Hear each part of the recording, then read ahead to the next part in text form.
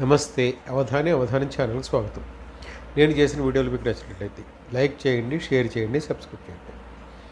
మీరు నా channel subscribe చేయడం నాకు చాలా అవసరం. ఎందుకంటే నేను ఫర్దర్గా మరిన్ని ఎక్కువ చేయగలుగుతాను. రైట్. మాజీ ముఖ్యమంత్రి, భారత రాష్ట్ర సమితి అధ్యక్షుడు, ప్రస్తుత Gajwel MLA K Chandrashekar Rao almost అధికారం కోల్పోయి 6 నెలలు 7 నెలలు అయిపోయినా ఇప్పటికీ నేల మీదకి దిగినట్లేదు. బహుశా మరి కాస్త ఎక్కువ టైం పట్టచ్చు.